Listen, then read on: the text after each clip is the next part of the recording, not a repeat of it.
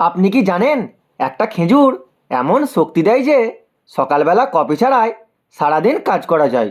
দুর্বলতা, রক্ত স্বল্পতা, কোষ্ঠকাঠিন্য সব কিছুর সমাধানে লুকিয়ে আছে এই ছোট্ট ফলের মধ্যে।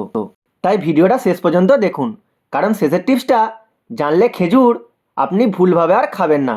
খেজুর খাওয়ার উপকারিতা, কিভাবে খাবেন, কতটা খাবেন, আর কোন সময় খেলে সবচেয়ে বেশি উপকার পাবেন, সেই সম্পর্কে আজকের ভিডিও। তো চলুন শুরু করা যাক। শরীরের দুর্বলতা দূর করে। খেজুর হলো প্রাকৃতিক এনার্জি বুস্টার। এতে আছে প্রাকৃতিক চিনি।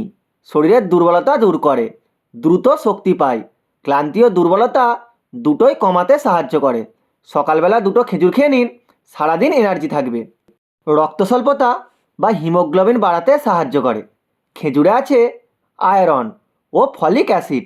যাদের মাথা ঘোরা, দুর্বল লাগে, রক্ত কম, তাদের জন্য খেজুর খুবই উপকারী একটি ফল। কোষ্ঠকাঠিন্য ও হজমের সমস্যা কমায়।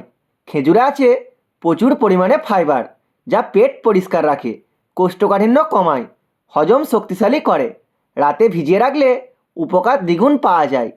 হার্ট ভালো রাখে ও কোলেস্টেরল কমায়। খেজুর খারাপ কোলেস্টেরল কমাতে ব্যাপক সাহায্য করে। এ কারণে হার্ট সুস্থ রাখে, ব্লাড প্রেশার নিয়ন্ত্রণেও ব্যাপক সাহায্য করে। তাই হার্টের জন্য খেজুর উপকারী একটি ফল। হাড় ও মাংসপেশি শক্ত করে। খেজুরে আছে ক্যালসিয়াম, ম্যাগনেসিয়াম ও পটাশিয়াম, যা হাড়কে শক্ত করে, পেশির ব্যথা কমায়। বয়স্কদের জন্য খেজুর খুবই উপকারী। এছাড়াও খেজুর স্মৃতিশক্তি বাড়াতেও ব্যাপক সাহায্য করে, চোখের শক্তি ভালো রাখে।